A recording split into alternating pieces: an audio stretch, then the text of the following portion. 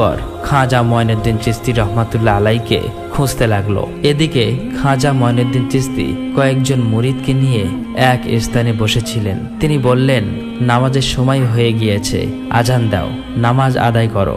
একজন আজান দিতে শুরু করলো। তখন তারা সবাই নামাজের অবস্থান করবে, ঠিক এমন সময় দেখলো জয়পাল জাদুকর আকাশের উপর দিয়ে তাদের দিকে উড়ে আসছে। এটা দেখে একজন বলল, হুজুর, এই জাদুকর তো আমাদের ক্ষতি করবে, শুনেছি তার জাদুর অনেক শক্তি আছে। তখন খাজা মঈনুদ্দিন চিশতি রহমাতুল্লাহ আলাইহি বললেন, তোমরা চিন্তা করো না, আল্লাহ আমাদেরকে রক্ষা করবে। এখন আল্লাহর হুকুম পালন করো, নামাজ আদায় করো। এই কথা বলার পর নামাজ শুরু করলেন। অন্যদিকে জয়পাল জাদুকর দূর থেকে দেখলো কয়েকজন অজানা ব্যক্তি কি এক সাধনা করছে, কিন্তু সে কিছু বুঝতে পারছে না। এটা দেখে সে একটু এগিয়ে এলো। এবার সে বুঝতে পেরেছে রাজা যার কথা বলেছে এই সেই দরবেশ। এটা দেখে প্রতিশোধের আগুনে সে জ্বলে উঠল, কিন্তু সে লক্ষ্য করে দেখলো তারা তার দিকে তাকাচ্ছে না, এক ধ্যানে যেন কারো পূজা করছে বা সাধনা করছে। তখন সে মনে মনে বলল, এই সুযোগটাকে কাজে লাগাতে হবেই, এখনই তাদের শেষ করে দিতে হবে। অতঃপর এক স্থানে দাঁড়িয়ে তার তন্ত্র মন্ত্র কালা জাদুর সাহায্যে তাদের দিকে এক আগুনের গোলা নিক্ষেপ করলো। কিন্তু সে দেখলো তার মতো এত বড় জাদুঘরের আগুনের গোলা ওই দরবেশের কাছে যেতেই সাথে সাথে নিশ্চিহ্ন হয়ে গেল। এটা দেখে জয়পাল জাদুঘর আরো রেগে গেল। তখন আবারও এক কালা জাদুর সাহায্যে ধুলা ঝড় তাদের দিকে নিক্ষেপ করলো। কিন্তু কি আশ্চর্যের বিষয়, খাজা মঈনুদ্দিন চিশতি রহমাতুল্লাহ আলাইহির কাছে আসতেই আবার নিশ্চিহ্ন হয়ে গেল।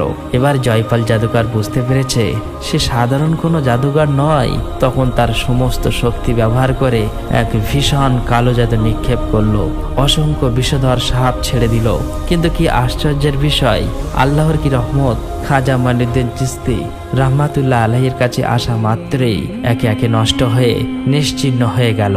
অতঃপর জয়পাল জাদুকর ভালো করে লক্ষ্য করে দেখলো ওই দরবেশ হঠাৎ খাজা মঈনুদ্দিন চিশতি তার দিকে একবার তাকালোই না। কিন্তু তারপরও তার কালা জাদু তার কাছে মোকাবেলা করতে পারছে না। তখন সে চালাকি করলো। সে মনে মনে বলতে লাগলো, সামনে থেকে নয়, পিছন থেকে মারতে হবে। অতঃপর জয়পাল জাদুকর পিছনের দিকে এগিয়ে এসে তারাগার পাহাড়ের একদম চূড়া থেকে তার কালা জাদুর সাহায্যে এক বিশাল ভয়ঙ্কর পাথর তুলে খাজা মঈনুদ্দিন চিশতি রহমাতুল্লাহ আলাইহির দিকে ছুঁড়ে মারল। ঠিক সেই মুহূর্তে খাজা মঈনুদ্দিন চিশতি রহমাতুল্লাহ আলাইহি তার নামাজ শেষ করে সবেমাত্র সালাম ফিরিয়েছেন, আর তখনই দেখলেন পাহাড় থেকে গড়িয়ে আসছে এক ভয়ঙ্কর বিশাল পাথর, যেটা তার দিকে দ্রুত গতিতে ছুটে আসছে। তখন খাজা মঈনুদ্দিন চিশতি রহমাতুল্লাহ আলাইহি শুধু আকাশের দিকে চেয়ে বললেন, হে পাথর, তুমি যদি আল্লাহর পক্ষ থেকে এসে থাকো তাহলে এসো, আমার চাপা দিয়ে মেরে ফেলো। কিন্তু যদি তুমি শয়তানের পক্ষ থেকে এসে থাকো তাহলে আল্লাহর হুকুমে সেখানেই থেমে যাও। এই কথা বলার সাথে সাথেই আল্লাহর হুকুমে পাথরের জবান খুলে গেল। পাথর বলতে লাগলো, ইয়া খাজা গরিবে নওয়াজ, আমি শয়তানের পক্ষ থেকে এসেছি, আমাকে ক্ষমা করুন, আমায় রক্ষা করুন। তখন খাজা মঈনুদ্দিন চিশতি ওই পাথরের দিকে দুটি আঙুল ইশারা করলো, আর সাথে সাথেই পাথর ওখানেই দাঁড়িয়ে পড়ল। সেই থেকে এখনো পর্যন্ত সেই পাথর আজও দাঁড়িয়ে আছে তারাগার পাহাড়ে, প্রমাণ হয়ে আছে ইতিহাসের। এটা আল্লাহর কুদরত। খাজা মঈনুদ্দিন চিশতির অলৌকিক ক্ষমতা জয়পাল জাদুকর স্বচক্ষে